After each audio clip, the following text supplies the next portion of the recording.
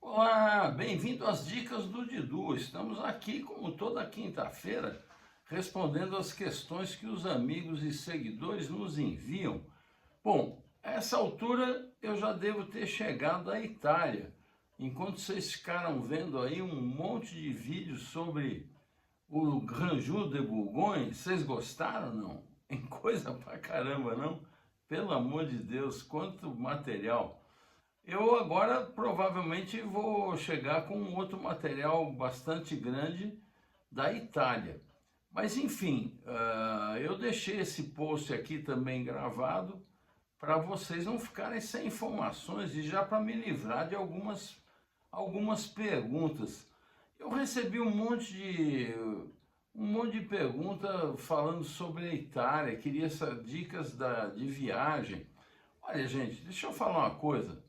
Eu não faço essas coisas, é muita responsabilidade você dar dica de viagem. Às vezes você se dá bem num lugar e quando o cara vai, ele se decepciona.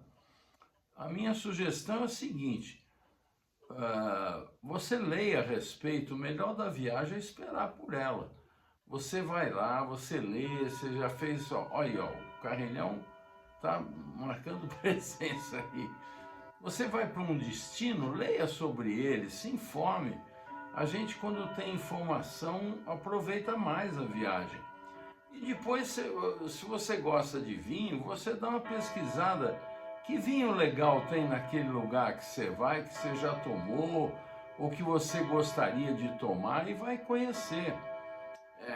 As dicas que eu dou é o que eu faço aqui. Se você gostou de algum lugar, você anote. Eu acho chato ficar recomendando, tá certo? Bom, o FA Raiz 1, eu já esqueci seu nome. Uma vez você me perguntou umas coisas, eu falei desse o seu endereço aí de Instagram e você falou seu nome. Eu peço desculpa porque eu não me lembro, não deixei anotado. De qualquer forma, ele pergunta, Didu, bom dia, fala da Bastardo. Eu vi do rapaz que está aí recuperando a cepa lá na ilha de Pernambuco.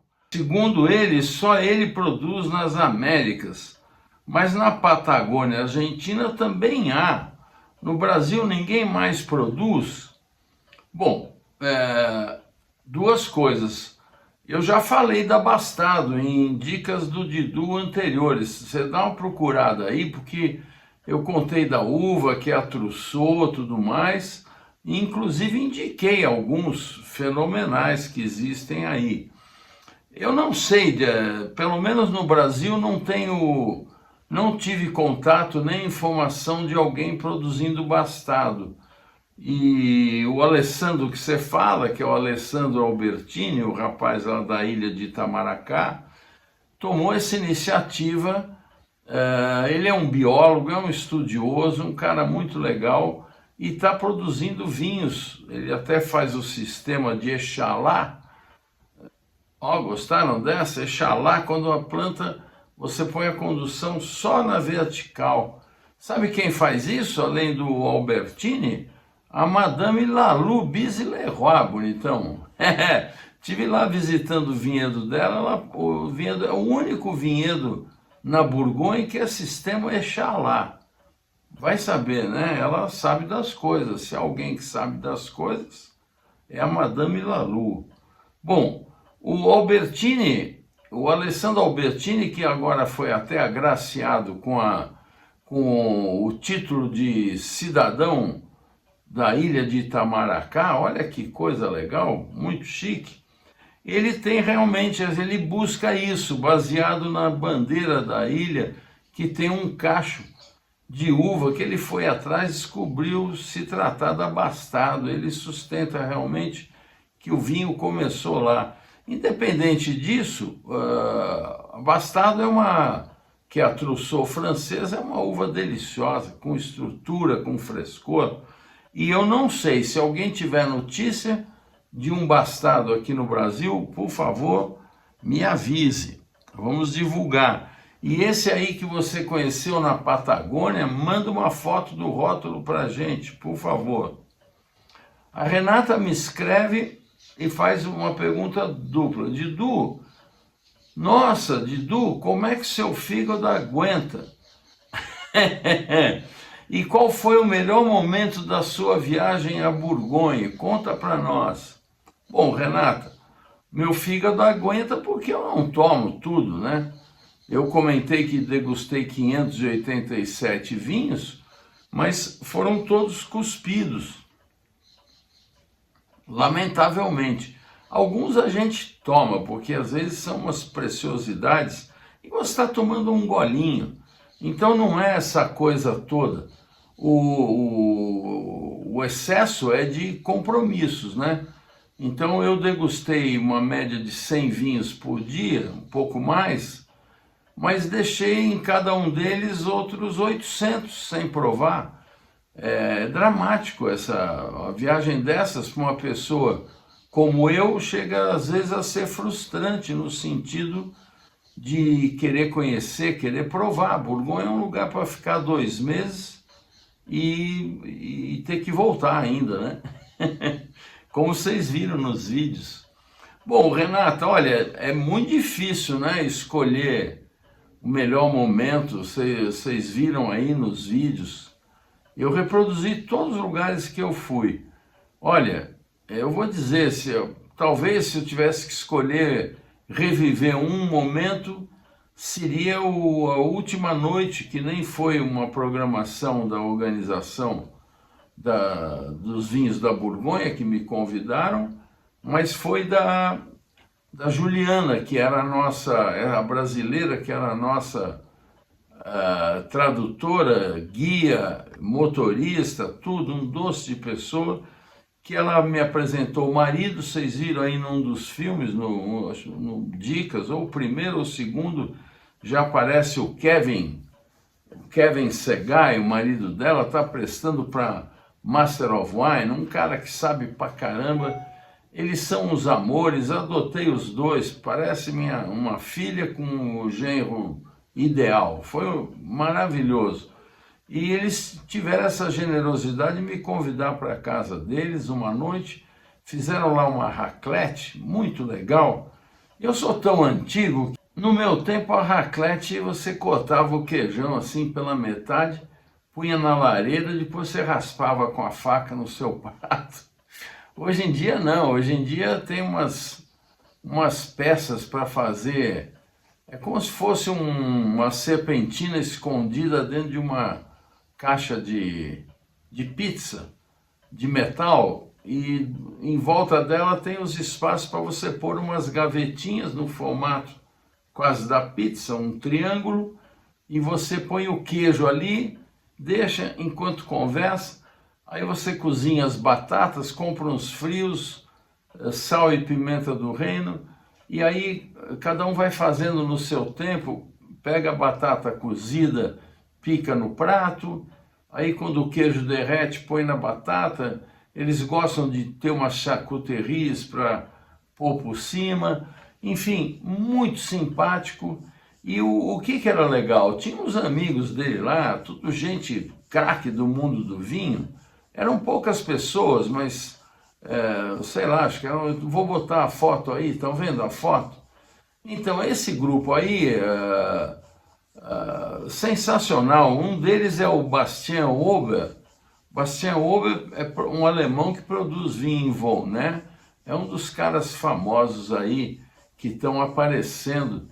O outro que está ali toda à direita é o assistente do enólogo do Frederic Cossar. Imagina, fiquei sabendo que o enólogo-chefe do Frederic Cossar é um italiano. Não sabia disso. Cossar é famoso. Bom, e o Kevin sabe tudo, e a sofisticação de degustação. Nós devemos ter tomado mais de 10 vinhos. Ele descia, ia lá na adega dele, eu ia com ele, um lugar tão simpático. E aí servia um risquinho de vinho para cada um, às cegas, ninguém sabia o que era. Era sempre vinho de lá. O borgonhês toma vinho da Borgonha, né? Isso é muito comum na Europa. Os caras são focados no seu lugar. Só que a discussão não era de terroir, nem de produtor, a discussão era de climar. Puxa vida, é muito sofisticado. Não era para o meu bico mesmo. Eu estava lá só me deliciando com um vinho melhor que o outro, dando risada com eles, uma mesa em que se falava um pouco de francês, um pouco de inglês, um pouco de português.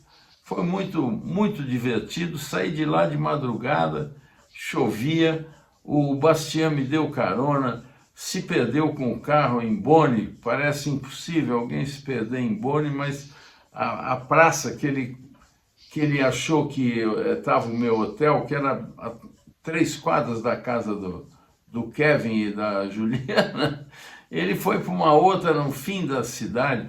Foi muito divertido, foi bom porque a gente pôde conversar ainda um pouco mais, e talvez teria sido esse se eu tivesse que escolher o melhor momento da viagem. Foi muito simpático. Bom, vamos em frente. O Gui me escreve e fala: numa boa, senhor Didu, o senhor tem mesmo que aprender nessas viagens ou é só comemorar? Ô Gui, todo mundo tem para aprender. Eu não sou essa sumidade, não. Eu sou igual a você, só que mais velho, degustei mais, provavelmente. Ninguém. O cara que fala que sabe tudo, você fuja dele, não sabe nada. No vinho não dá para saber, a gente sempre está aprendendo. Eu vou contar uma coisa para você, para dar de exemplo, que um dos diversos detalhes dessa viagem que eu aprendi. O ano passado, o meu amigo Olavo Maciel me convidou para um jantar em torno da figura do Benoît Bruot. Benoît Bruot é o diretor comercial hoje da Albert Bichot. O Albert Bichot é um gigante lá na Borgonha, tem vinhedos em várias denominações, várias regiões distintas. É um grande proprietário que faz vinhos maravilhosos, desde vinhos de entrada comuns até os Grand Cru, né? Bom, nesse jantar ele comenta que nós estávamos falando da valorização e onde é que vai parar isso, porque preços astronômicos, e eu perguntei para ele: quanto está custando um hectare hoje de um Grand Cru famoso? Ele falou: olha, os Grand Crus hoje e os Premier Cru não se vende mais em hectare. Não existe isso. Hoje o que se vende é um Grand Cru, por exemplo, você foi ver, aí ele deu um exemplo, eu não me lembro nem qual era o Grand Cru que ele falou, mas ele falou, foi vendido um Ouvray, estou pondo aí como se escreve, um Ouvray foi vendido por 3,5 milhões de dólares. Gente, um Ouvray, eu falei, mas o que é um Ouvray? Ele falou, um Ouvray é uma 24ª parte de um hectare. Imagina isso, gente. Um negócio impossível. Bom, muito bem. Estou com isso na cabeça, pouca gente sabe o que é um Ouvray. Você comente aí com seus amigos, você vai ver, ninguém sabe disso. Muito bem. Estou lá na Alsácia, o Didu com a cabeça. Eu estou lá em Chablis, onde começou a viagem, e aparece no vídeo, inclusive, a minha amiga Anne Morro, a produtora de Chablis. Ela, inclusive, é presidente da Associação dos Produtores de Chablis nesse momento. Um doce de pessoa, com vinhos maravilhosos. Estamos conversando e, dali a pouco, ela me lança Arpan. Estou pondo aí também como é que escreve. Arpan, eu falei, mas quer esquecer Arpan? Aí ela me fala que um Arpan significa 10 ouvrais. 10/24 partes, é quase meio hectare, né? É quase meio hectare um Arpan.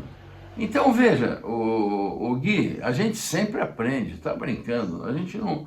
O bacana do vinho é isso, a gente não para nunca de aprender nesse universo sensacional. Ainda ontem pegamos um vinho, meu vizinho trouxe uns vinhos aí da Bolívia, e uma uva uma uva que não tinha nem no livro da Jancis Robinson. Eu até fiz um vídeo de gozação. Vou pôr aí o vídeo de gozação.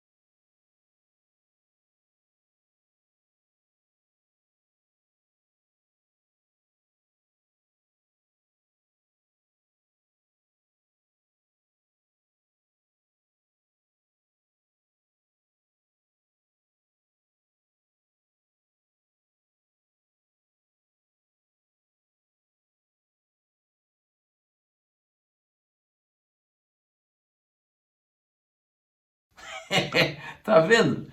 É assim, o mundo do vinho é maravilhoso. Agora o Luiz Horta logo entrou e falou: Didu, a Jancis está lançando esse compêndio, já tem mais de 10 anos, ela está atualizando, vão vir mais não sei quantos verbetes de uvas. Eu não queria ofender a Jancis, quem sou eu? Eu estava brincando. Eu também acho que vai aparecer. Bom, então é isso. Eu queria contar também que essa semana foi uma semana com algumas novidades muito legais. 2 encontros na Mistral, um com o Domene Nico, que eu achei sensacional, porque os vinhos são realmente de tomar ajoelhado. Abre aquela... Olha o carrilhão com o Domene Nico. Abre aquela discussão a respeito de velho mundo e novo mundo, né? Se eles têm lá, na altitude do vinhedo Adriana e de outros vinhedos, castas francesas plantadas em pé franco, e hoje a gente sabe que a Europa inteira é enxertada, quem é que é o velho mundo? Não é verdade? E quando você identifica por questões de pesquisa de subsolo, os nossos climas, né, que ninguém sabe dessa coisa, dessa especificidade de uma pequena parcela de um terroir, você tem uma coisa diferente ali, um subsolo distinto. De repente você encontra um subsolo semelhante ao da origem da casta e você faz um vinho espetacular.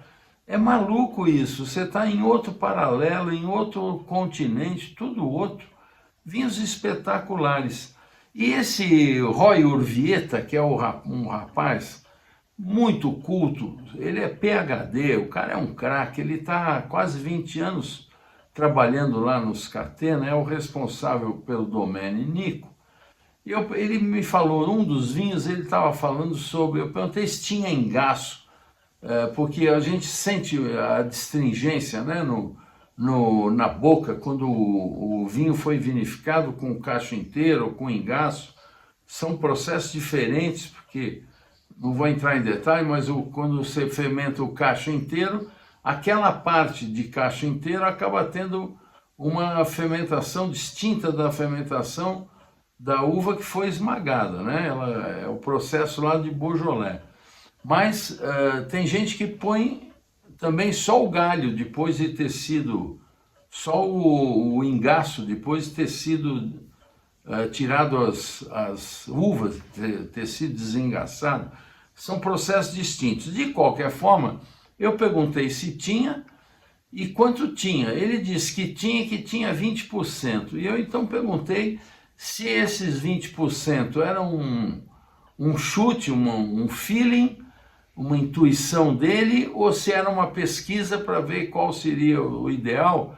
Pô, o cara deu uma aula de quando e como usar o cacho inteiro, usar os engaços. Vocês vão ver no vídeo. Vou pôr logo na sequência. Sensacional. Mi nombre es Giorgi, soy argentino, así que voy a hablar en español. Yo viví acá en Sao Paulo 2 años cuando era una crianza, pero mi portugués no es muy bueno. Yo soy representante de la bodega Domain Nico, Luca, que son las marcas personales de Laura Catena en todo el mundo. Y junto hoy nos acompaña nuestro enólogo, Roy Urbieta, que hace una semana y media cumplió 20 años en la familia Catena. Así que es un placer estar acá. Gracias por el tiempo, gracias por la organización. Está en plena cosecha, está entrando uva de Malbec y Cabernet, creo, de Gualtallarí.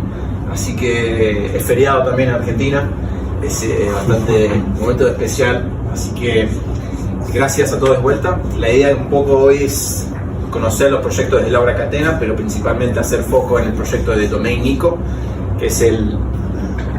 no sé qué pasó acá, voy a sellar. Así que el objetivo de hoy es conocer los proyectos de Laura Catena. Tenemos un Chardonnay y un Pinot Noir de Luca, y luego tenemos las 5 parcelas de Domain Nico. Y luego tenemos un presente, un regalo que traje de Argentina, que es una cosecha vieja. Y bueno, como introducción, Laura empezó en el 99 con Luca, con un foco en preservar las viñas viejas de Argentina. En ese momento Laura estaba viajando a Francia con el doctor Nicolás, y en Francia estaban preservando y estaban utilizando vides de 25 años como mínimo para todos los Grand Cru. Y Laura volvía a Argentina y decía, che, pero ¿qué está pasando? Porque en Argentina las están arrancando de nuestro suelo, y eran plantas de 10, 15 años. Y todo lo que era vid, uva, se destinaba a uva de calidad.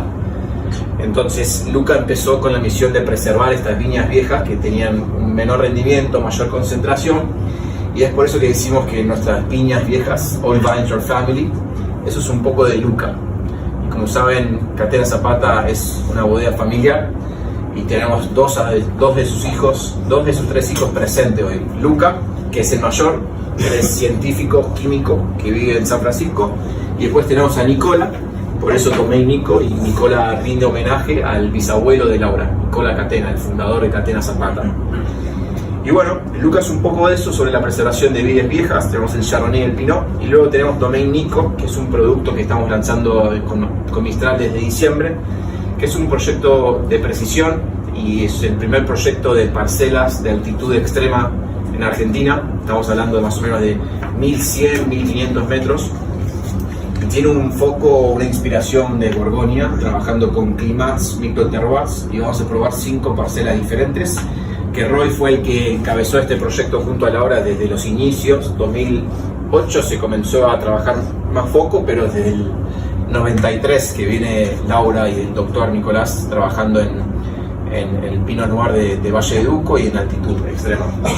Es didáctica y explica muy bien las cosas, así que podemos entrar en tecnicismos de Pinot Noir si así lo desean. Y lo voy a dejar a Roy que se presente. Capaz Roy puedes hablar un poco del Catena Institute of Wine que me faltó aclarar, y ya comenzamos con el Chardonnay. Ok, todos se escuchan bien, ¿no? ¿Se escucha bien? ¿Sin problemas? Sí. Muy bien. Bueno, muchas gracias por su tiempo. La idea es que disfruten los vinos, los puedan probar, y si a eso le podemos agregar que conozcan un poco de Argentina y de Mendoza, sería genial para nosotros. Tenía una presentación armada, pero voy a ir yendo y viniendo con distintos mapas, con la idea de que puedan estar acá conmigo en Mendoza. Ahora estamos en cosecha. Pinot Noir ya terminamos de cosechar hace unos días. Estamos cosechando Malbec. Vienen de Valle de Duco. Tenemos Mendoza, que Mendoza está sobre la cordillera de los Andes, del otro lado está Chile, y dentro de Mendoza hay varias regiones vitivinícolas. Tenemos la zona tradicional, que es cerca de la ciudad de Mendoza, que está por acá, la zona este de Mendoza, y tenemos el Valle de Duco, ¿no? Y después también hay viñas en la parte sureste, perdón. Pero nosotros estamos acá en Valle de Duco. El Valle de Duco tiene una particularidad, que son suelos aluvionales. Suelos aluvionales quiere decir que fueron formados por el agua que baja de las montañas. En este mapa, no hace falta que lo entiendan a la perfección, pero es para contarles un poco nuestro clima. Nuestro clima, comparado con otras regiones en el mundo, si queremos ir de frío a calor, tenemos que ir de lo que es la parte oeste a la parte este. En otras partes del mundo se tienen que mover en latitud, digamos, de norte a sur, pero en el caso de Mendoza es distinto, nos tenemos que mover de este a oeste. ¿Por qué? Porque Mendoza tiene, la ciudad de Mendoza está acá arriba, tenemos el Valle de Uco en esta parte de acá, esto que ven azul es la montaña, la cordillera de los Andes, y lo que ven rojo es justamente la zona este de Mendoza. Los colores quieren decir clima, es un índice, capaz que lo han escuchado, que es el Winkler Index. El índice de Winkler, o el Winkler Index, sirve para comparar regiones alrededor del mundo usando datos climáticos. Y acá hay algo muy bueno, que nosotros en Mendoza no es un solo clima. Mendoza tiene todos los climas posibles. Tiene zona cálida, esto estamos hablando 500 metros, 600 metros de elevación. Y después, si nos vamos más hacia el oeste, más cerca de la montaña, tenemos zonas frías, hablando de 1500 metros, que puede ser Winkler 1. Para que tengan una referencia, Winkler 1 es Champagne o la Borgoña, Winkler 2 es Burdeos y Winkler 3 es Napa, para tener una idea. Obviamente no es el mismo clima, porque nosotros tenemos más de 300 días de sol al año, hay mucho sol, tenemos pocos días nublados, tenemos menos lluvias, y eso hace que las condiciones sean distintas. ¿Por qué? Porque no tenemos problemas con ataques fúngicos o enfermedades en la vid, porque justamente no tenemos tantas lluvias. Y todo el agua que usamos nosotros viene de los glaciares de la montaña para regar, ¿no? Inclusive en invierno, esta es una foto clásica del viñedo Adriana de Catena. Le vamos a probar unos Pinot Noir de Domenico que vienen de ese lugar, pero para que tengan una idea, Mendoza no es un solo clima, tiene muchos climas, y así como tiene muchos climas, tiene muchos suelos, porque son aluvionales. Aluvionales, les voy a mostrar, después vamos a volver a este mapa, pero les va a ayudar a entender qué es lo que es aluvional. Esto que ven acá es Gualtallarí. Seguramente han escuchado, el Gualtallarí es una zona muy famosa en Mendoza, donde vienen vinos muy buenos, pero ¿qué es lo que quiere decir aluvional? Aluvional quiere decir justamente por este lado, del lado sur, acá está la cordillera, del lado sur hay un río. Ese río, por miles de años, fue moviéndose, formando este cono aluvional. Por eso tiene forma de cono o de abanico. Este río fue moviendo material de la montaña, lo cual hace que todos los suelos sean muy distintos, porque posiblemente en un lugar hay mucha piedra, pero si uno camina 20 metros, 50 metros, va a encontrar que son suelos con mucho calcáreo, y capaz que camina 50 metros más y vas a encontrar suelos profundos, con mucha arena o limo. Entonces, Mendoza tiene muchos suelos distintos, ¿no? Dicho esto, ahora sí les voy a comentar sobre los vinos, pero me gustaba explicarles un poco de las condiciones que tenemos nosotros en Mendoza, porque justamente los vinos que vamos a probar de Domenico son vinos de parcela. Parcela para nosotros es como un clima de la Borgoña, es una pequeña parte del viñedo que justamente tiene suelo particular, y cuando el suelo cambia es otra parcela, ¿no? ¿Qué vinos son los que están primero, George? Perdón. Tenemos el Luca Chardonnay y el Luca Pinot Noir. Y luego tenemos ¿Alguna pregunta? Pueden interrumpir, pueden frenarme, hacer preguntas cuando ustedes quieran. De lo que es Luca, tenemos varios vinos, porque justamente Luca tiene el foco de rescate de viñas viejas, que es algo que les comentaba George. Tenemos Luca Chardonnay, que fue el Luca Pinot Noir, que es lo que ustedes van a probar ahora, que estos son los primeros plantas que estuvieron en Gualtallarí a esa altura. Cuando nadie creía que podía madurar algo allá arriba, Nicolás y Laura decidieron plantar Chardonnay y Pinot Noir. ¿Por qué decidieron plantar Pinot Noir y Chardonnay? Porque todos le decían que estaban locos, porque en esa zona nada iba a madurar. Pero había algo, que en ese lugar, a medida que vos te vas en altura, tenés zona más fría, pero también tenés más luz, tenés más intensidad de sol, y eso ayuda a que las plantas maduren bien. Principalmente una fracción de la luz, que es la UVB. Si ustedes han comprado alguna vez protector solar, van a notar que dice protección UV. Bueno, la planta tiene distintos mecanismos de defensa para protegerse, lo cual hace que produzca más polifenoles, más aromas, compuestos que están relacionados con la calidad, y eso hace que, y también ayuda a que la planta madure mucho mejor. Van a probar dos vinos, Luca Chardonnay y Luca Pinot Noir, que estos vienen de Gualtallarí, que están a 1450 metros. El racimo entero es la acidez de las uvas. ¿Por qué? Porque el racimo entero sube el pH, baja la acidez.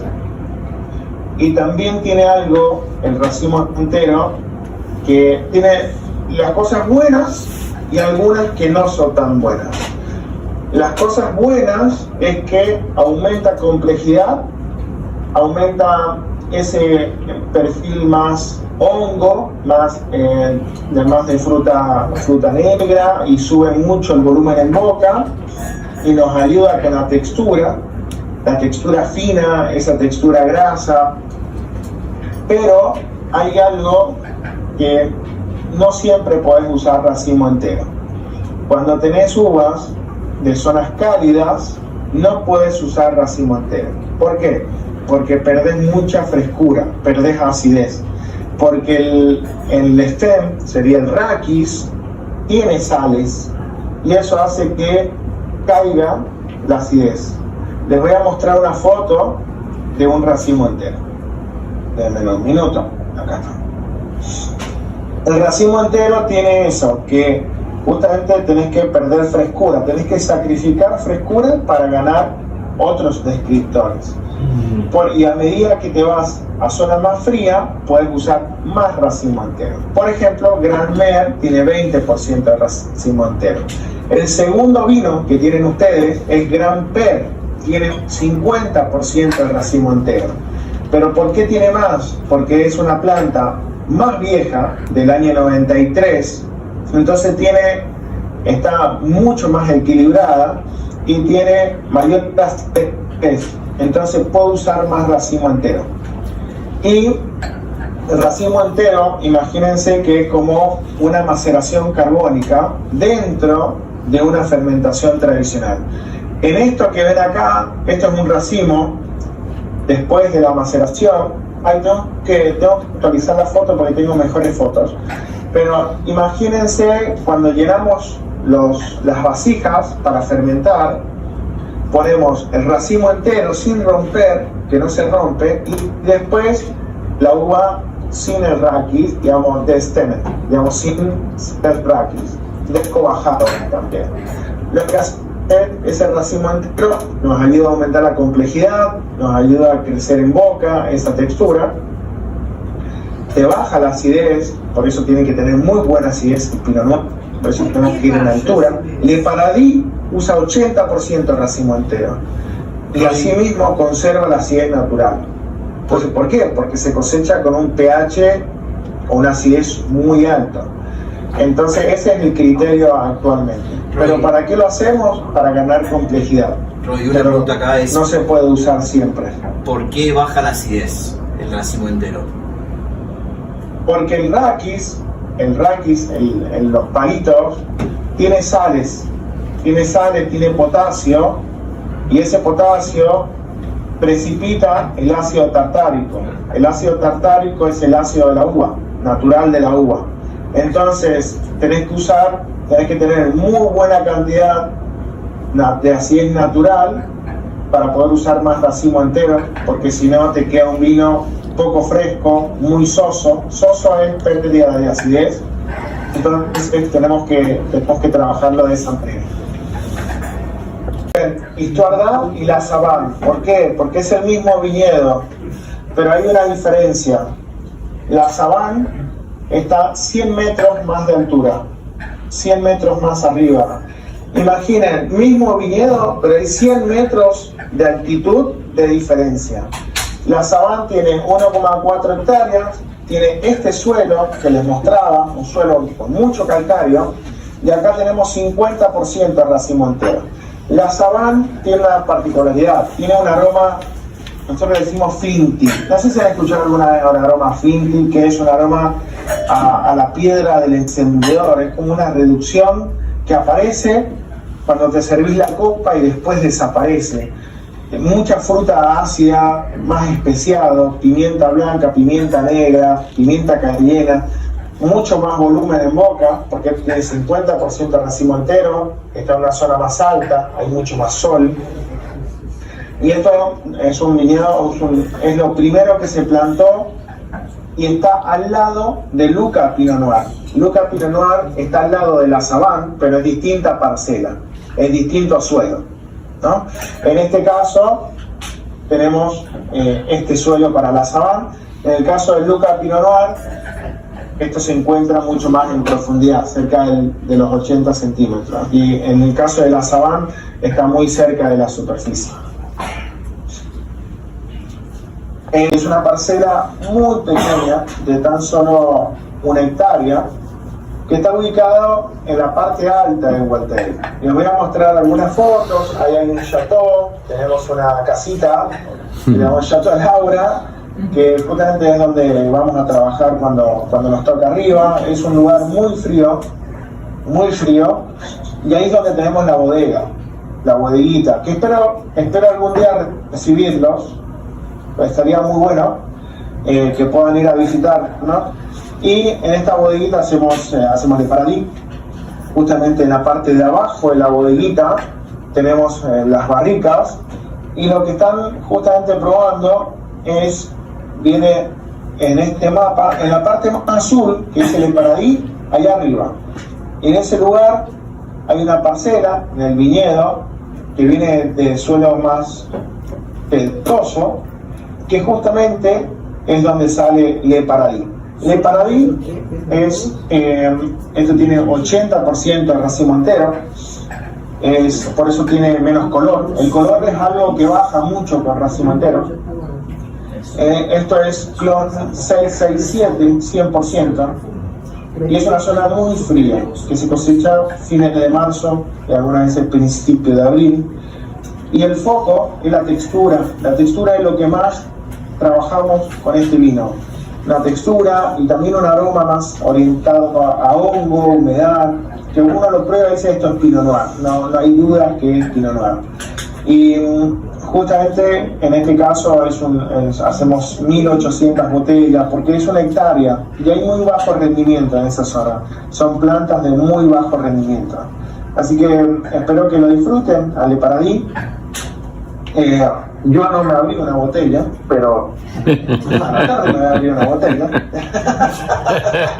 Pero bueno, espero que lo puedan disfrutar, como nosotros lo disfrutamos hacerlo. Pero bueno, este año 2020 nos gusta mucho, fue un año muy difícil para nosotros, muy difícil seguramente para ustedes también. Fue el año del COVID, fue el año donde tuvimos que trabajar arriba del viñedo todo el tiempo. Entonces tenemos mucho cariño a la cosecha 2020 porque fue uno de los más desafiantes en los últimos 8 años. Outra visita muito legal foi a do Francisco Bento dos Santos, da Quinta do Monte Doiro, que faz uns cirrás lá. Eu não sou defensor, ao contrário, sou crítico de castas francesas em Portugal, que com aquela diversidade que Portugal tem, é uma coisa assintosa até você plantar uma uva de outro lugar. Para que isso? De qualquer sorte, há uvas que fizeram um sucesso imenso lá, e a Syrah é uma delas. E a Quinta do Monte Doiro tem Syrah que já ganhou as cegas de degustações lá no Rhône, bonitão. É brincadeira. E ele conta de um vinhedo, de uma determinada parcela, onde o avô dele teve no Rhône e comprou mudas de vinhedos de seleção Marçal. Já expliquei para vocês, hein? Não vou explicar de novo. Foi até um vídeo do Roberto Della Motta. Você volta aí, procura atrás, reveja as dicas para saber. O avô dele então pegou de diversos vinhedos diferentes, muito antigos, de seleção Marçal, e plantou isso lá em Portugal, na Quinta do Monte Doiro, que é perto de Lisboa, é região de Lisboa. Tem a salinidade marítima, aquele frescor dos vinhos de Lisboa, uma delícia. E tem lá, parece que é o único vinhedo de Syrah de seleção Marçal que existe em Portugal. Muito legal, e eu gravei ele explicando várias coisas. Muito obrigado por terem vindo, assim com short notice. Deixa só ver se está sem som, senão vai tanto sempre pingando a marcação do Didu que vai... Estou a brincar. Bom, mais uma vez obrigado por terem vindo, com pouca antecedência de aviso. Este foi uma viagem também com pouca antecedência. Agradeço também ao time da Mistral, aqui à Claudinha, sempre que estava de férias e que super eficaz fez acontecer, mas se vocês não estivessem presentes, a Claudinha não brilhava, portanto, muito obrigado. Você vê que o Monte Doiro consegue quórum qualificado mesmo em cima da hora. É isso que eu estou vendo, isso me deixa muito feliz, saber que através do vinho a gente consegue provocar alguma coisa nas pessoas, e o vinho tem isso de fantástico, de nos unir e de nos fazer conversar muito em torno do vinho, com o vinho, e é isso que tem, e é isso que é engraçado aqui no mundo do vinho. Claro que é uma degustação, portanto não é um almoço, um jantar, que é quando a gente toma vinho e quando aproveita e usufrui do vinho. Aqui é uma degustação mais técnica e provar os vinhos todos, mas também faz parte e também é importante para depois podermos aproveitar. Sem mais demoras, para não gerar aqui mais atrasos, nós temos aqui, esse está aqui rodado, deixa aqui ver. Isto em termos de linha de vinhos, faria sentido trocar estes dois, ok? Para provarmos. Não vamos trocar porque são branco e tinto. Na prova está certo, ou seja, a gente vai degustar assim, não é? Eu só, antes de falar dos vinhos, só a falar aqui das linhas, não é? Portanto, nós temos a linha Monte Doiro, que essa é uma linha nova que a gente está lançando no mercado e que vocês veem que tem rótulos bem diferentes dos outros, e foram vinhos que nós quisemos, a gente quis um pouquinho democratizar o Monte Doiro. A vinícola tem uma imagem talvez um pouquinho elitista, naturalmente, porque faz vinhos muito personalizados, com um preço também um pouquinho mais elevado, e portanto naturalmente não são vinhos acessíveis a todo o mundo. O início, a entrada de linha era, nós em Portugal chamamos uma gama média alta, não é? Uma entrada de linha, agora não sei de cor aqui o preço no Brasil, tem a ver também com o valor do real. Está aqui o preço. 134. 130, não é? Os outros. O seguidor. É todos 250. 250, ou seja, era uma entrada de linha alta e portanto que não permitia todo mundo, a toda hora, tomar. E portanto, com o aumento da área de vinhedo que a gente plantou em 2017, nós tínhamos 20 hectares até 2017 e levantámos em 2017 mais 9 hectares. 9 hectares não é muito, mas para quem tem 20 é quase mais 50%.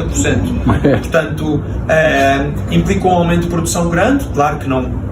Primeiro que o vinhedo se estabilize e que a gente tenha a primeira safra, isso acontece alguns anos mais tarde, mas permitiu então, com esse aumento de quantidade e esse aumento de volume também, ter uma linha de vinhos mais competitiva, com um preço mais atrativo e portanto trabalhamos no rótulo para ter uma imagem um pouco mais moderna, mais jovem, que pudesse diferenciar um pouquinho dos outros vinhos. Preço ótimo para o mercado brasileiro, preço ótimo.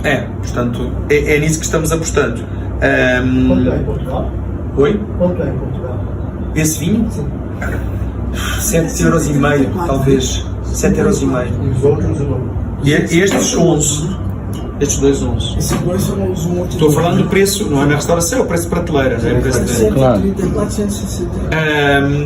Nós, aqui no Brasil, não podemos colocar a certificação orgânico, porque é uma complicação. É uma complicação,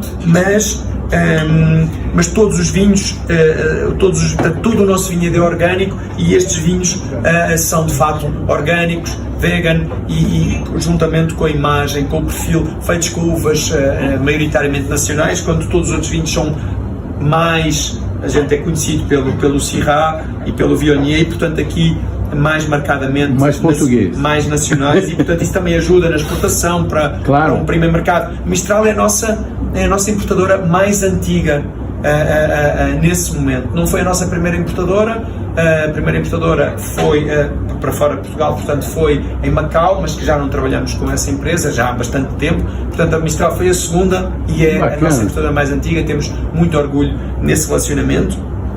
E portanto Mistral tinha toda essa linha de vinhos quando a gente lançou essa. Mas imagina a gente chegar numa feira, tentar conhecer uma nova importadora e falar: olha, tem esses vinhos, o primeiro é logo caro. Portanto, não é fácil para abrir mercados, para mesmo na exportação falar, e é caro e é uma uva estrangeira. Portanto, a gente abrir o mercado com vinhos mais acessíveis e com uvas nacionais é muito mais fácil. Portanto, vou trocar isso e já agora, continuando, portanto, temos então a antiga entrada de linha, os Quinta do Monte Loiro. Estes vinhos têm rosado aqui também do lado, não estão nessa degustação. Os Quinta do Monte Loiro, branco e tinto, rosado também. Depois temos, só ver, confirmar aqui, eu aqui também faria uma alteração, vou fazer assim, faria só para explicar a linha de vinhos, não é? Em termos de provas, a degustação está ótimo. Que é, aliás, até faria... Não, peço desculpa, estou a ver ao contrário, vou fazer assim. Ok. Fique à vontade. Ok, eu depois volto a pôr tudo na hora, não se preocupem. Temos o Quinta do Monte Loiro rosado, que não está aqui, branco e tinto, e depois o Reserva rosado, branco e tinto, que só está aqui o tinto, que é a base principal. Vou devolver aqui o papel. Olá! Bem-vinda. Então, temos os Quinta do Monte Loiro e os Reservas, em que este é um pouquinho o irmão mais velho neste caso do tinto. O Reserva é o tinto, é o irmão mais velho do Quinta do Monte Loiro tinto, o mesmo acontecendo para o branco e para o rosado. Essa ordem está toda baralhada, depois vou voltar a pôr na ordem de degustação. Ótimo. E portanto o core da nossa linha de vinhos são estes 6 vinhos, rosado, branco e tinto, os Quintas e os Reservas. E depois temos o que nós chamamos, por isso é que eu troquei aqui, está aqui em letras pequenininhas, o Single Vineyard Limited Edition. São vinhos de, como o nome indica, edição limitada, pequenas produções e de seleções parcelares, ou seja, são de uma única parcela, em vez de ser um corte de várias parcelas. Depois já vou explicar cada um dos vinhos.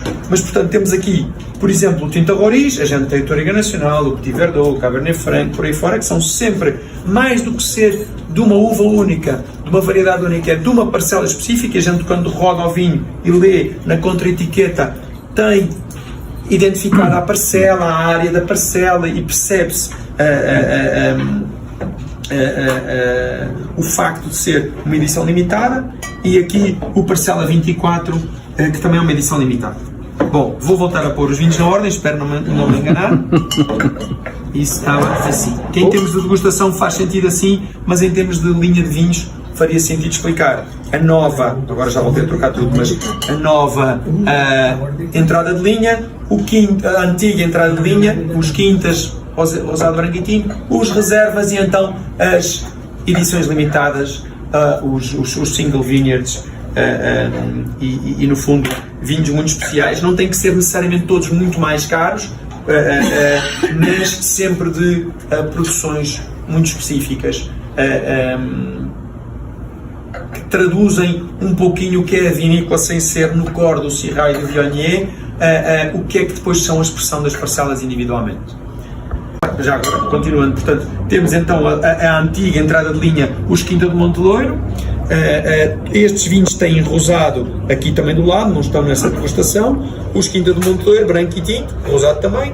Depois temos, só ver, confirmar aqui, eu aqui também faria uma alteração. Vou fazer assim, faria só para explicar a linha de vinhos, não é? Em termos de provas, a degustação está ótimo. Que é, aliás, até faria... Não, peço desculpa, estou a ver ao contrário, quer dizer, vou fazer assim. Ok. Fique à vontade. Ok, depois volto a pôr tudo na hora, não se preocupem.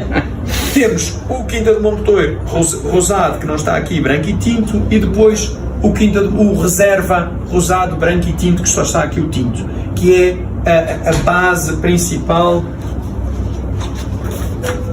Vou devolver aqui o papel. Olá! Bem-vinda. Então, temos os Quinta do Monte Loiro e os reservas, em que este é um pouquinho o irmão mais velho neste caso do tinto. O reserva, o tinto, é o irmão mais velho do Quinta do Monte Loiro tinto, o mesmo acontecendo para o branco e para o rosado. Essa ordem está toda baralhada, depois vou voltar a pôr na ordem de degustação. Ótimo. E portanto o core da nossa linha de vinhos são estes 6 vinhos, rosado, branco e tinto, os quintas e os reservas. E depois temos o que nós chamamos, por isso é que eu troquei aqui, está aqui em letras pequenininhas, o Single Vineyard Limited Edition. São vinhos de, como o nome indica, edição limitada, pequenas produções e de seleções parcelares, ou seja, são de uma única parcela, em vez de ser um corte de várias parcelas. Depois já vou explicar cada um dos vinhos. Mas, portanto, temos aqui, por exemplo, o Tinta Roriz, a gente tem o Touriga Nacional, o Petit Verdot, o Cabernet Franc, por aí fora, que são sempre, mais do que ser de uma uva única, de uma variedade única, de uma parcela específica. A gente, quando roda o vinho e lê na contra-etiqueta, tem identificada a parcela, a área da parcela, e percebe-se o facto de ser uma edição limitada, e aqui o Parcela 24, que também é uma edição limitada. Bom, vou voltar a pôr os vinhos na ordem, espero não me enganar. Isso estava assim. Que em termos de degustação faz sentido assim, mas em termos de linha de vinhos faria sentido explicar a nova, agora já voltei a trocar tudo, mas a nova entrada de linha, a antiga entrada de linha, os quintas, rosado, branco e tinto, os reservas, e então as edições limitadas, os single vineyards, e no fundo vinhos muito especiais. Não tem que ser necessariamente todos muito mais caros, mas sempre de produções muito específicas, que traduzem um pouquinho o que é a vinícola sem ser no core do Syrah e do Viognier, o que é que depois são a expressão das parcelas individualmente. Para não ficarmos com água na boca, para podermos ter vinho na boca, para explicar que a vinícola fica na região de Lisboa, 50 km a norte de Lisboa, o que quer dizer que com o tráfico que existe em Lisboa a gente demora 45 minutos do centro para chegar na vinícola. É mais ou menos o tempo que vocês demoraram a chegar aqui. Eu demorei 2 horas para chegar aqui, Francisco. O Brasil é jogo não é para amador. Você vai lá do Ceará. Não, então fica próximo. A gente fica a 50 km em linha reta, se for pela estrada, são 70 km do centro de Lisboa, e apenas a 20 km do mar, do oceano. Então a gente tem uma influência atlântica muito forte no nosso microclima, um microclima mediterrâneo, mas com uma influência atlântica muito forte. E com uma particularidade é que na nossa freguesia, fala freguesia aqui no Brasil? Falava-se. Mas sabe que freguesia faz sentido? Faz. A nossa freguesia... Temos a freguesia do Alto. A nossa freguesia chama-se a freguesia da Ventosa, porque venta muito na vinícola, que é vento que vem do Atlântico. Então a gente tem um clima fresco, temperaturas que mesmo no verão não vão além dos 30 graus centígrados, e sempre com noites muito frias. A gente pode estar de short e camiseta durante o dia, mas de noite tem que botar uma malhinha, uma blusa, uma coisa, porque de facto fica frio. Isso permite ter umas maturações muito lentas e bem completas das nossas uvas, preservar a acidez, o frescor natural delas, preservar os aromas das várias variedades, e ter uvas muito sãs, com potencial de guarda, portanto, para permitir fazer vinhos longevos. Ora, como a gente pratica uma viticultura orgânica, 100% orgânica, há 20 anos, desde 2006, que não entra um herbicida, um pesticida, um químico de síntese no vinhedo, isso ajuda a valorizar essas características naturais do terroir. Nós, quando iniciámos esse projeto, tínhamos registros de ter um terroir privilegiado. A vinícola foi propriedade do Visconde Chanceleiros no final do século XIX. Tínhamos esses registros, estudámos o solo e o clima, descobrimos condições parecidas com as Côtes-du-Rhône. Aliás, o vento da Ventosa não tão pomposo como o Mistral, mas é precisamente o efeito do Mistral. A diferença é que nós estamos a 20 km do mar, portanto é um vento direto, e o que acontece no Mistral, nas Côtes-du-Rhône, é que o vento vem também do Atlântico. Eu estou a ver França de frente, dizemos assim, o vento vem do Atlântico, passa por cima de França, sobe Bordeaux e tal, e depois desce no Vale do Ródano e faz um ângulo de 90 graus e sai pelo Mediterrâneo. Faz isso. E portanto, a gente não tem o nome tão Mistral e tal, mas é o vento da Ventosa. Mas a importadora é Mistral. Por isso é que tinha que ser a Mistral. Se a Mistral mudar de nome, eu vou para uma concorrente qualquer. Não, mas então esse vento é muito importante para as características que fez a gente escolher as uvas principais da vinícola, que é o Syrah e o Viognier. Tem outras uvas também, mas a gente praticamente se especializou no Syrah e no Viognier. O nosso enólogo consultor, Grégory Viennois, foi o enólogo-chefe da Maison Chapoutier durante muitos anos. Ele está com a gente há 20 anos, e portanto sempre a pensar nesse potencial que existia. Vocês pensaram em biodinâmica? Pensamos, a gente faz algumas práticas biodinâmicas, mas não biodinâmica 100% certificada. Vamos passo a passo. Quando pensámos no orgânico era assim uma coisa louca. Claro. E estamos há 20 anos e muito felizes por essa opção. Vamos fazendo algumas práticas. O biodinâmico tem que também acreditar, não é só factual, tem um lado que tem que acreditar e tem que ser filosófico. Portanto, se não acredita totalmente, se não está não vai funcionar. Totalmente in the mood, não faz muito sentido enterrar corno com cocó e não sei o quê e tal, e não acreditar exatamente naquilo. Mas fazemos usamos algumas... Você sabe que funciona, né? Eu sei que funciona e eu não duvido. Fica 80 vezes mais potente que o não enterrado. Eu sei. Nossa, que exagero, Didu. A ciência não liga para isso porque não ganha dinheiro. É verdade. É verdade. É verdade. Leia que você vai saber. Ah, nunca li. Não, mas a gente usa algumas preparações biodinâmicas, não joga com a lua, isso não, mas faz alguns approaches para, embora a nossa filosofia seja orgânica, é isso que a gente pratica há 20 anos. Uma pergunta. Claro, todas. Todas. Quem veio primeiro, a Syrah ou o enólogo da Chapoutier? A Syrah. O enólogo veio muito mais tarde. Portanto, o meu pai, quando estudou Solo e Clima, falou com o Chapoutier na altura, como amigo, que depois de ver os estudos o aconselhou a avançar, deu uma força para ele e recomendou que acreditou que aqueles estudos estivessem corretos e que a Syrah e a Viognier se pudessem dar bem. Mas deixar de ser amigo e ser consultor através do seu enólogo-chefe, que depois saiu da mesa ao Chapoutier e ficou com a gente, manteve-se com a gente, isso aconteceu quase 20 anos mais tarde. Deixa eu pensar, 10 anos mais tarde, 2005. Isso acontece 10 anos mais tarde. Portanto, há uma decisão da uva, plantar, fazer os vinhos, começar a ter histórico e depois, na relação com o Chapoutier, e dele falar, olha, vocês... foi também um aconselhamento muito importante, que era, está tudo muito bom, mas era ótimo se vocês conseguissem converter para o orgânico, isso faria toda a diferença, e mudar aqui alguns procedimentos, afinar procedimentos no trabalho parcelar. O Grégory podia ser uma boa ajuda nisso, ele vem cá, passa a vir cá todos os meses, dá treinamento para a equipe, passa a ser... Portanto, isso acontece 10 anos depois da primeira safra. Portanto, se calhar dessa primeira conversa, que eu estava a falar 20 anos, da primeira conversa é para aí 15 anos antes depois. disso. Você ia falar alguma coisa? Vocês chegaram a testar alguma outra variedade, tinta? Temos muitas variedades plantadas na vinícola. Assim, sim.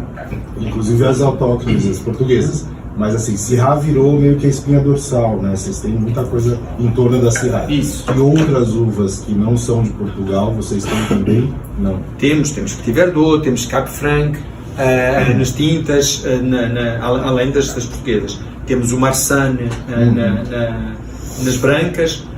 Acontece que a gente, quando fez o primeiro vinho, o Reserva 97, ele foi classificado pela crítica nacional como o melhor vinho português feito com uma uva estrangeira e pela crítica internacional como o melhor Syrah da Península Ibérica.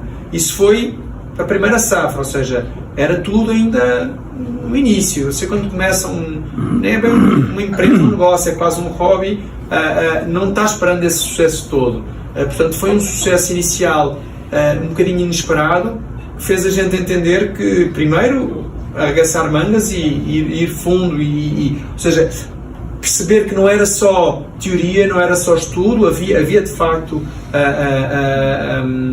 o resultado era bom. O resultado era bom, não podia ser só sorte principiante, não é? Tinha que ter sustento.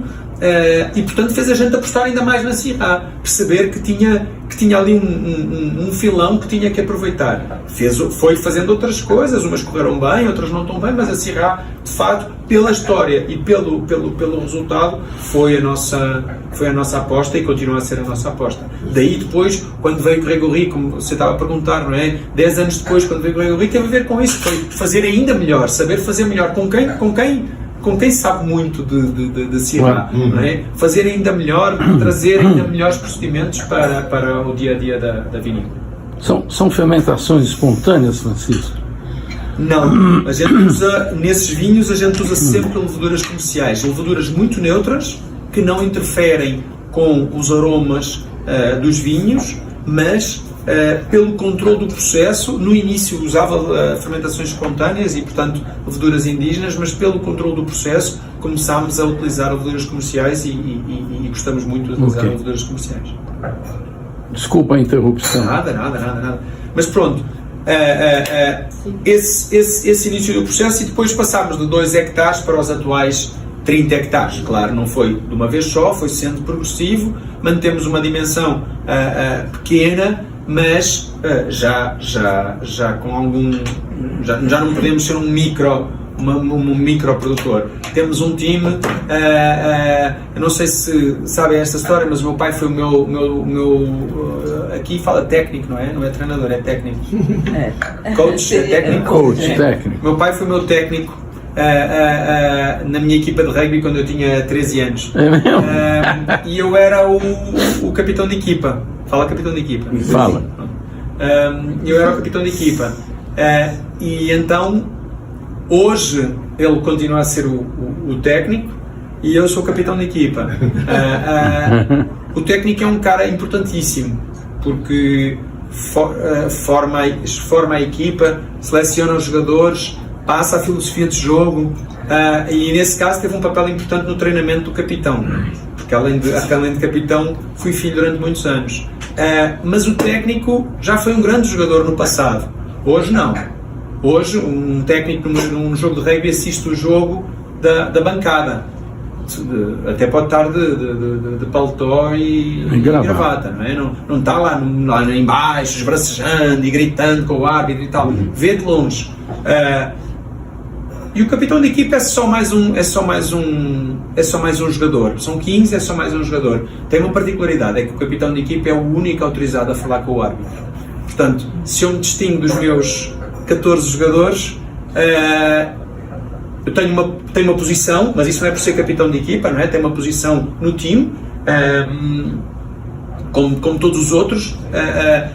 A única diferença é que eu sou o único autorizado a falar com o árbitro. Curiosamente, nós hoje em dia somos exatamente 15 jogadores no time da Quinta de Montedouro. Que bacana. É uma feliz coincidência. Se alguém sair, a gente tem que ir buscar alguém, e se precisar de mais alguém, fala não entra mais ninguém. Mas somos atualmente 15 jogadores. Bom, vamos continuar vamos falando mais um pouquinho da história ao longo da degustação, mas vamos para o primeiro tinto. Depois, para quase terminar a respeito das visitas que eu tive, teve aí também o Norberto Paes. Norberto Paes é um cara um pouco tímido, fala de uma maneira assim um pouco assustado. O argentino dá passo a passo. Passo a passo, a Premium Wines que traz. Meu amigo Orlando Rodrigues traz toda a linha de vinhos deles. É um espetáculo. Eu também gravei ele falando um pouquinho de uma linha de vinhos dele. Vamos ver como é que é? Los Abandonados. Cuando estábamos en la universidad estudiando cómo hacer todo tipo de vinos, no teníamos nada de experiencia principalmente. Descubrimos un viñedo abandonado en el Cepillo, en el sur del Valle de Uco. Es un viñedo de Cabernet Sauvignon, este que está aquí, Cabernet Sauvignon, que tinha muito pouca uva, mas muito boa uva. Então decidimos produzir, hacer el vinho de esa uva, Cabernet Sauvignon, y fue tan bom o resultado que decidimos hacer a línea Los Abandonados, para demostrar cómo a uva tem essa capacidade de dar tanto com muito pouco, só um pouco de água e sol, no mais. Agora temos aqui 5 varietais, que são Merlot, Cabernet Sauvignon, Cabernet Franc, Pinot Noir y Semillon, ¿sí? Y un blend que es mistura de Merlot, Cabernet Franc y Cabernet Sauvignon. Estos últimos tres y el blend tem ano e meio de paso por barricas mitad americana, mitad francesa, Francia. Y 18 meses, y son barricas, por ejemplo, excepto en el Cabernet Sauvignon, son todas barricas usadas, el resto son barricas nuevas. Não é legal? Bom, e tem uma novidade, né? Nessa semana aí que eu parei em São Paulo, encontrei meu amigo Geoffroy Delacroix, estava morrendo de saudade de estar com ele, tomar um vinho com ele, gravar com ele. Então tenho vídeos novos para mostrar, vamos ver, o sotaque dele continua igual, acho que ele vai morrer assim. Então vamos lá ver o Geoffroy. Mi, que saudade, você viaja muito. Os leitores falam, cadê aquele seu amigo francês? Sim, estou viajando muito, mas para boa coisa, para trazer descobrir novos produtores. Exatamente. E você já começou com um vinho de um produtor muito famoso, que é da sua própria família, que não vinha para cá, o Aligoté. Exatamente, o Aligoté. E temos outros vinhos que show! Novas apelações que estamos fazendo, mas adoro esse vinho, Aligoté. Eu adoro Aligoté, Geoffroy. Antigamente era meio, estavam falando aqui do patinho feio, né? Exatamente. Agora todo mundo está fazendo Aligoté. Mudou completamente, faz uns 5 ou 10 anos que o Aligoté, que era exatamente meio excluído, a meio problemática da família, virou exatamente, e é verdade. Porque... Isso tem a ver com o câmbio climático também ou não? Ela é mais resistente? Acho que pode ter a ver um pouco com isso e também porque os produtores estão cuidando, estão dando atenção, muito né? mais atenção. Se você dá mais atenção ao seu filho, vai crescer claro, melhor. Exatamente. Então é isso, acho que o Aligoté, hoje em dia, quando você cuida bem do Aligoté, faz vinhos excepcional. A gente nunca conversou direito do Comte Armand. Vocês têm quantas etiquetas no Comte Armand? Hoje no Comte Armand temos 9 apelações. Está trazendo tudo? E estamos trazendo quase tudo. Quase tudo. Porque o problema é que tem alguma produção que é tão pequena que não compensa até, né? Por exemplo, esse Aligoté é pequeníssimo, estamos produzindo 3.000 garrafas no ano. Só isso? Tá brincando? Não, então mas é vinho caro, porque o Comte Armand é muito famoso e acaba fazendo vinho mais caro. Exatamente. Então, isso é 395. Não é tão caro. Não é caro para um branco da Borgonha. Poxa vida, tá brincando, para um Grand Cru, então, não é mole. Não, Que legal. Você harmonizaria, para quem não conhece um Aligoté, que é mais denso, mais estruturado, ele até é quase que amanteigado na boca, né? Exatamente. Você sugeriria harmonizar com o que, Geoffroy? Aqui tem uma super tensão. Tem uma coisa que funciona super bem, que são gougères de fromage. É tipo o pão de queijo francês, mas é mais aerado, com vários queijos, é fantástico. Com epoisse vai dentro. Epoisse podia super bem, porque tem uma super acidez, uma tensão, então vai funcionar muito bem. É verdade. Claramente com peixes, frutos do mar. Com peixe, certamente. E com andouillette? Andouillette seria uma... Eu acho que vai bem com andouillette. Exatamente, porque tem toda a coisa meio gordurosa e potente, e aqui nada que vai assustar esse vinho. Um gosto muito acentuado com um vinho que também tem um gosto, muita personalidade, né? Que show, olha aqui, gente, na Delacroix, hein? Ó, o vinho e o produtor. Não é demais? Eu gosto demais do Geoffroy, lá só tem coisa boa, viu? Bom, para terminar, agora sim, nós temos uma dica na World Wine. Vamos ver qual é a dica? Olá, eu já falei para vocês aqui da Finca Sofênia, vocês se lembram? Finca Sofênia, que faz várias linhas de vinho, entre elas o Alto Sur. Sofênia porque é Sofia e Eugênia, as filhas do Roberto Luca, o cara que, um dos pioneiros que foi lá para Gualtalari, 2.500 hectares de vinhedos orgânicos, gente. Olha que espetáculo isso, né? Eu quero hoje indicar para vocês a Bonarda deles. A Bonarda argentina não tem nada a ver com a Bonarda italiana. Ela é originária do Savoie, a Charbonneau ou Douce Noir, como você preferir.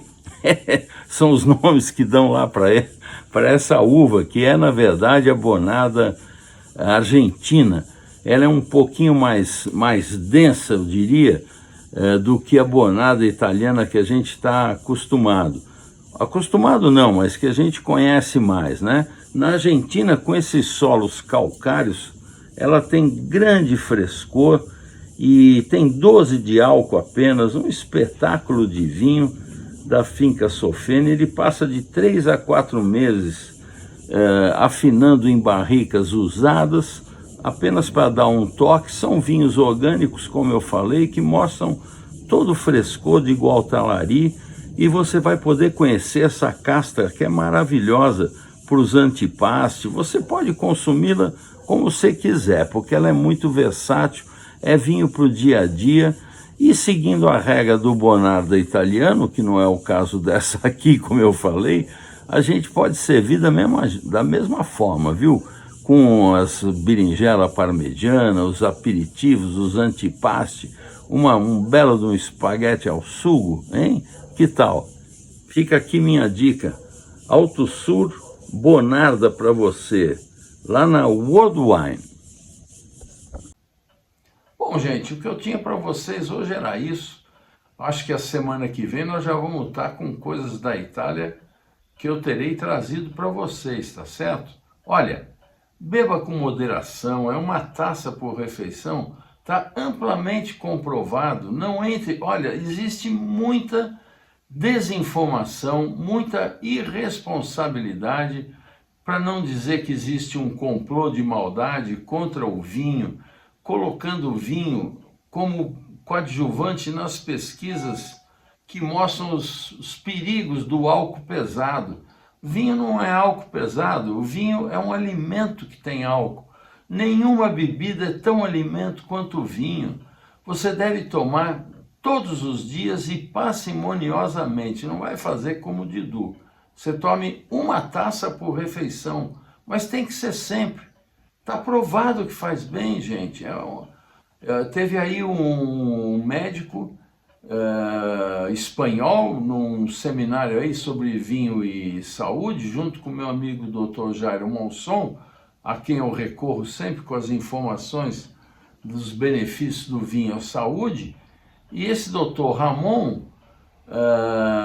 é um cara que, pra você ter ideia, o que ele é famoso aí pelo mundo com a coisa do vinho e saúde, ele convenceu o governo espanhol a incluir vinho na dieta hospitalar da Espanha. O que vocês acham? Olha só, então beba com moderação, se beber não dirija, e quinta-feira que vem nós estamos de volta, hein? Saúde!